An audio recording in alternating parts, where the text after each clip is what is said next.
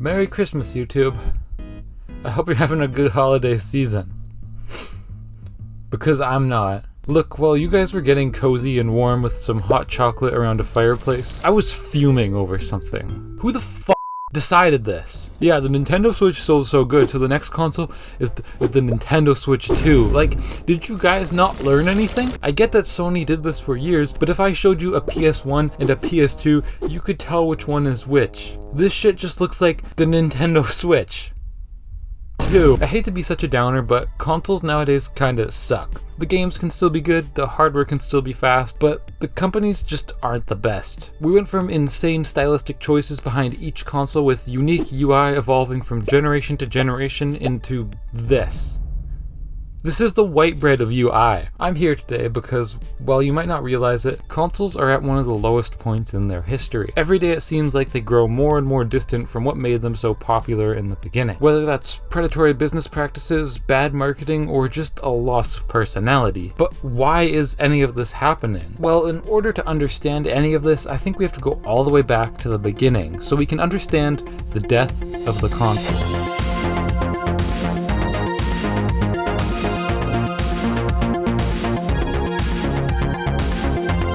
The year is 1983 and everyone hates consoles. Atari and Activision turned this new video game thing into a landfill, and now computers are the future. Through the ashes of a burnt industry, though, arises the first of three characters in our story: Nintendo. Let's do a brief character analysis of each character in the story. Nintendo was a former toy company, so they loved using what they learned to appeal to a wider audience that wasn't familiar with technology. They also learned from what Atari did wrong and tried to make their games a higher quality by letting less garbage onto their systems. And of course, they also loved gimmicks and stuff. We all know that. They're kind of like the nerd stereotype in high school who gets shoved into a locker and drops all their papers. God, what a nerd. Nintendo launched the Nintendo Entertainment System in 1983 and people loved it. The games were fun, their toy-like marketing paid off, and is what carried them through the next generation with the introduction of the Super Nintendo Entertainment System. Nintendo was an absolute demon for their 2 generations of pure and absolute dominance, and while competition would come and go rather quickly, there was one competitor who rose up out of nowhere, challenging Nintendo to a duel over the next generation. I'm talking about Sony. Sony was a bit edgier than Nintendo, but they made the jump to make their console appeal to a more grown-up and mature audience. They also placed a heavy emphasis on the console exclusive and were very diverse in their marketing. They were kind of like the lone wolf art kid in school who went to the talent show and breakdanced or something and then won the whole school's heart. What the f*** am I saying? The PlayStation launched to a massive success, and even though the N64 had great sales, it was clear Sony pulled ahead. Really far ahead. With Sony clearly declaring war on Nintendo, it would be a race for the next generation's win, since this one was a bit too close for Sony's liking. The PlayStation 2 released, and even once the GameCube came out, it was too late. Sony was the top dog now with their insane technology advancements and fantastic marketing. Clearly, Nintendo was always one step behind this huge new giant that appeared. Neither of the companies had bad marketing or anything, it's just there was a clear victor. That was until we saw the last character enter. Even then, the PlayStation 2 still won, but who cares? Microsoft's Xbox was the console of the people. They had an Xbox Live so you could play games with your friends, and even included a free month-long subscription so you could ease into this new subscription-based model. They would also later show that their publishing was a lot more open to indies and smaller studios, and they kind of marketed towards an already established gamer audience. They were kind of like the popular jock in all those Disney Channel movies, and they're always talking in the Chad voice, and they know everyone and overly confident and bully Nintendo by pushing them into their locker, and they drop all their papers. The Xbox launched after the other 2 consoles and had an explosive start with Halo as the launch title. Despite losing $4 billion in production, they saw massive success. It was clear Microsoft wanted this as a long-term investment and planned on making that $4 billion back. Jesus, that is so much money. How do you even lose that much? They absolutely jumped the gun, launching the Xbox 360 before anyone was even close, and saw massive success again, though their jock-like behavior did cost them $1 billion in repairs for rushing this out the door. Why do you keep doing this, dude? It was clear at this point that the Xbox was the console for the people, and they honestly defined this generation with their party technology. Sony, on the other hand, kind of fell behind with the initially lackluster PlayStation 3. It had lots of good technology, sure, but it lacked games and was way too expensive at the time. After some better marketing, a bit more games, and some character evolution though, they got back on the right track. The biggest issue with this console, I think, was that they shifted their character from being all edgy and a direct opposition to Nintendo to focusing on having a more professional and clean tone with games and UI that matched that philosophy. It wasn't an easy switch, but it paid off in the end of the console's life cycle. But what has Nintendo been up to? I'm sure it's nothing big, like they were struggling before, they couldn't have done much. Oh my god, what the? You scared me. Man, you really fixed your issues, I guess. Jesus, don't scare me like that again. I don't think I need to say anything about the Wii. It sold a Weejillion dollars. Anyway, this generation was clearly one of the most competitive generations in their history. Each company doubled down on what worked last generation and had a huge payout. People were hyped for the next generation. I bet it's gonna be like fucking crazy. Right? Oh god damn it, please not Windows 8. The Xbox One launched and they lost $0 billion. Oh wow, good job. But they also tried to eliminate sharing games and release the Kinect. Let's just move on. The PS4 was alright. It was about as standard of a console as you could get. It had some solid games, hardware, and was overall good. It definitely wasn't as memorable in terms of marketing and UI as the previous generations, but hey, people liked it, and even today it's still seen positively. But what has Nintendo been up to? Oh, I mean, hey, I had a Wii U when I was 10 and really liked it. That's gotta count for something. It's okay, we can't win them all, buddy. Just take it easy, okay? With this generation, I think we saw a bit of change in the market, and in this whole death of the console thing, I think it was Strike 2. Oh wait, I never explained to you what the strikes are. I like to boil down the death of consoles to 3 major strikes, but I realized I didn't even mention Strike 1. So let's rewind a little. Subscription so you could ease into this new subscription-based model.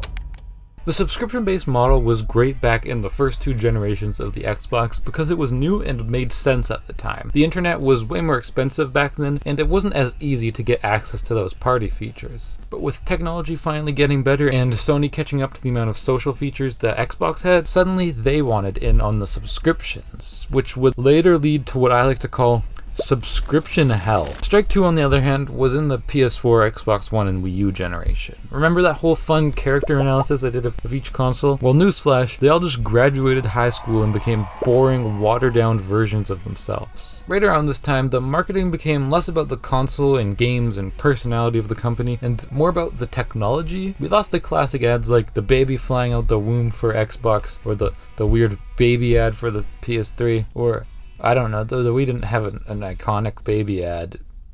We would like to play motherfucker. But it's okay, right? I mean, maybe this is just a bit more of a dull generation. What do we have next generation? Oh, I see that you rounded those corners there, Microsoft. Good job, buddy. Oh, and Sony, I don't even know what you are. No one can even get your hands on your console. But okay, maybe let's check on Nintendo. Oh, you. You did it again. I said don't scare me. I mean, hey, at least Nintendo brought it back from this dull streak, right? Like, they fell off, but surely they learned from the mistakes that the other 2 made and are kind of coming back for this generation. Oh god, not you too.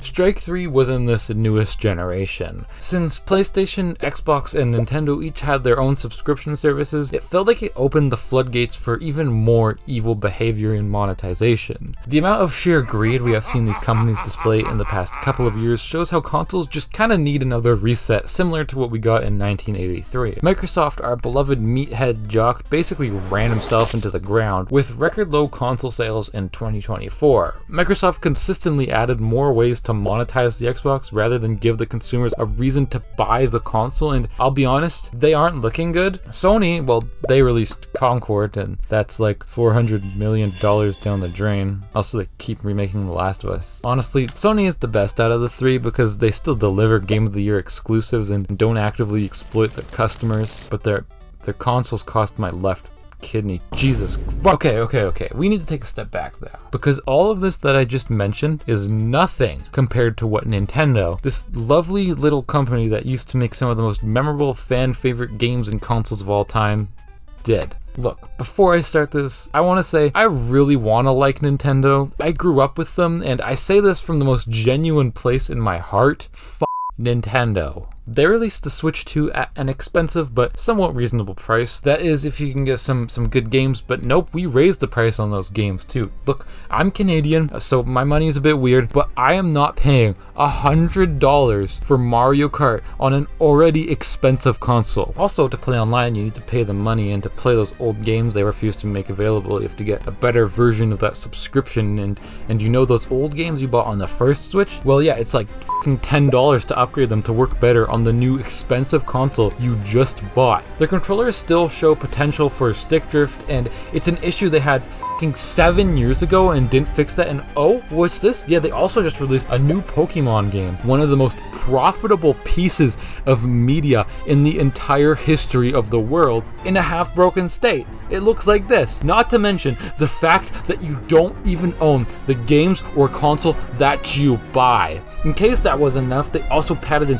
so many things for no f***ing reason. Most recently, the ability to summon creatures. They also shut down several community events that were for really good causes, and tried to sue a YouTuber into irrelevance, and also shut down any attempt at emulating their games, because God forbid people don't want to pay Nintendo a monthly fee for them to emulate their own games. Genuinely, from the deepest caverns of my heart, Nintendo. While Xbox is having an identity crisis and Sony is busy making slight graphical improvements no one will notice, Nintendo is busy upselling us on everything, raising the price on old consoles and games. Like, why should I pay more for the game that came out f***ing 7 years ago? And it's all for one thing: money. Nintendo used to be a company run by passionate, motivated individuals who understood that games were fun. But now, it's run by slimy businessmen who want to please shareholders and be constantly in the green. They won't show up to community events or Nintendo Directs or fight each other for the announcement of Smash Bros. You've never seen them. They will sit there, talk about money with shareholders, and have their pockets lined with your cash. I mean this from the deepest Hollow Knight void of my heart. Fuck Nintendo. Okay. I think we all need to calm down, though. Look, I don't think you should never ever buy a console. They're great for those who need them. All I'm saying is if we don't do something, these companies are only gonna get worse. I get that even though I'm nostalgic for old consoles and want to go back to the good old days, it'll never be the same. But we shouldn't have to pay so much money for such diminishing returns from companies who only really care about our cash. I know you may not agree with this, and that's okay. I'm just a YouTuber who's talking about my opinion. Consoles are in a dire state, and just like back when Atari and Activision almost ruined the industry, I think we need a catalyst to set things straight. But that's kind of already happening. Indie games are slowly outpacing AAA studios for a fraction of the price. Customers are getting tired of these greedy antics, and overall, I can't help but feel like soon, consoles are gonna make a comeback. The Steam machine just got announced, allowing us to hopefully play games without a subscription for once, so maybe this will show the others how to respect their customers. All we can do is hope, though, I guess. But what can we actually do? Well, these companies are only here today because of us. We gave them our money, played their games, shared it with friends, so if you really want to see change, consider supporting the things you want to see in the future. If you really want to see the same things we see today, then don't listen to me. That's fine. Buy what you want to see. But if you want to support indies and new studios and ideas, then the future is going to consist a lot more of those. I'm not here to tell you what to do, because in the end, it's Christmas. We all need to be holly and jolly. Buy what you want, support who you want, and last but not least, subscribe to who you want, which is me. you want to subscribe to me. I'm Monkey Man, and I hope you have a great holiday season, whether or not you own a console. If this video pisses you off or makes you feel happy, then have a nice conversation with me in the comments. I'm always happy to respectfully debate the people who actually, respect me, you know? Anyway, that's it for me. I gotta go play Animal Crossing New Leaf on my Nintendo 3DS. And watch you subscribe and like the video and leave a comment and okay, fuck it. Peace out. Hey, I'm about to play a really cool song. I have a Discord server that you can join, and also I have channel memberships so you can give me money so I can actually do this instead of working a stupid job. Okay, listen to my cool cover now. Bye. Console shit looks like a brick, yeah. I just wanna play games. Watch me hit this trick shot. I'ma put your wallet, turn it to the thing pop. Can you stick around till your Wi-Fi stops? Please God. As time keeps slipping away, girl, don't stop playing my games. You and I, we are one and the same. Loving and pain, loving and as time keeps slipping away, girl, don't stop playing your games. You and I, we are one and the same.